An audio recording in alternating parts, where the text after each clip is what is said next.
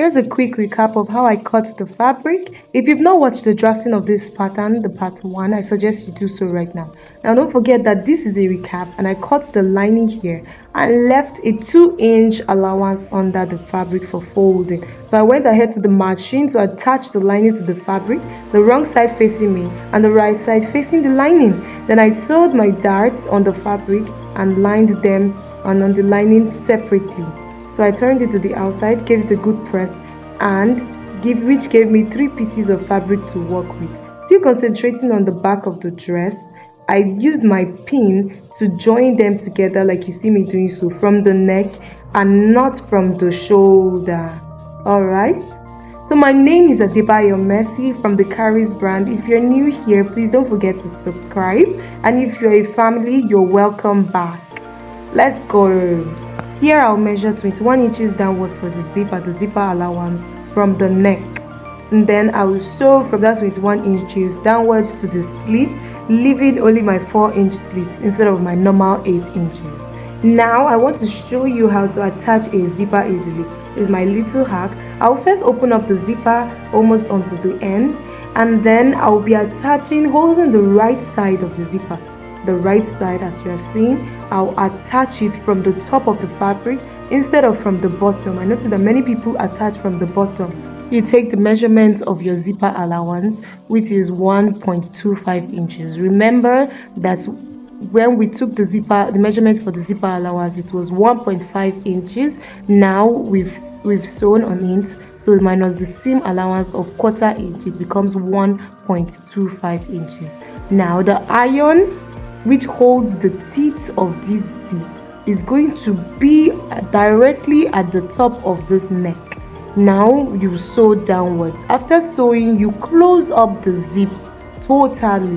You close up the zip to the top, and you do not sew from the top to the bottom again. You do not sew from the top to the bottom at the other side. So you take the other half that you've attached, the other half of the back that you've attached, and you sew. You turn the cloth over. Now sew from the bottom to the top. I hope we understood. If you don't understand, you can look at what I'm doing on the screen. So you sew from the bottom to the top right now.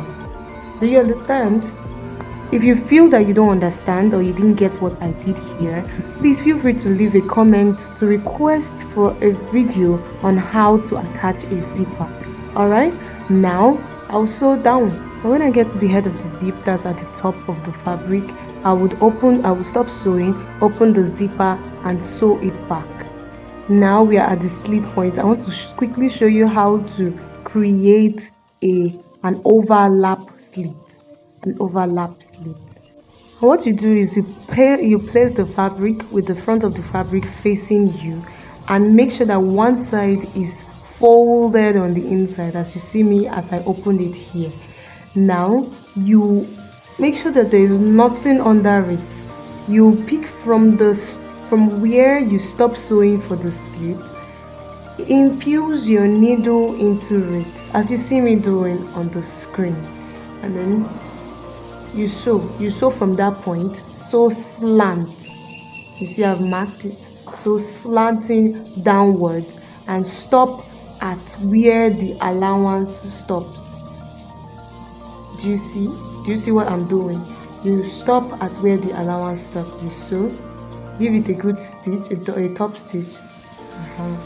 All right.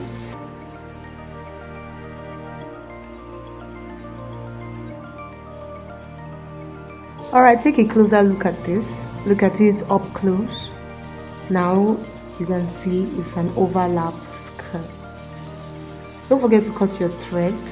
That's very important. Cut out your thread. And there you go. That's your overlap slit. On to the next. Here I folded the top of the zipper into the dress. After concluded that I would create a separate video for it. So I joined the shoulder of the back to the front using the invisible method to join the shoulder, and then I made a top stitch for the armhole roundabout, joining the fabric to the lining. And I went ahead to take my original horizontal measurement for the bust, the waist, the hip, and around the leg, using it to join the sides of the front to the back, with the fabric of the face, with the face of the fabric facing me, facing each other rather, the face of the fabric facing each other, and then the lining facing me. Well, I was skeptical about drafting this puff sleeve that you see here because I have it in mind to create a separate tutorial on how to easily draft a puff sleeve and regulate the fullness of the sleeve. So I also want to teach how to style it in 4 ways, but let's do it right here. So I measured 5 inches downwards, as you see me doing here. I've measured 5 inches downwards. Now don't forget that the fabric is folded into 4, so we're taking the measurement from the center of this fabric, of the folded part. Now I measured the sleeve circumference. The sleeve circumference here is 6.5 inches. That's 13 inches divided by 2, and then I added 2 inches allowance, which made it 8.5 inches. Okay, now you rule a line from this point that you see me marking, from this cross point. You rule a slant line from that point to the top of the fabric, the center top of the fabric. Now from that point you rule another slant line to the bottom of the fabric. You see me struggling to do it here, so you rule to the bottom of the fabric at the edge. Okay, then you measure 3 inches horizontally. Watch me, 3 inches horizontally, and then make a curved S shape. So the curved S shape, one side will go to the top, go outward, and the second, as you proceed down to that point, it will go inward, simply like that. So from that 3 inches, one side goes outward, and then as you go down, the other side goes inward. That's simply it. Use your scissors to cut out what you just created and you are good to go. Now before you go, don't be stingy. Make sure you share this video with your friends, like it, comment, follow our social media handles, and subscribe if you've not.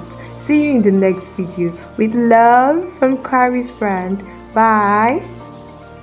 If you enjoyed watching this video, you should watch this next.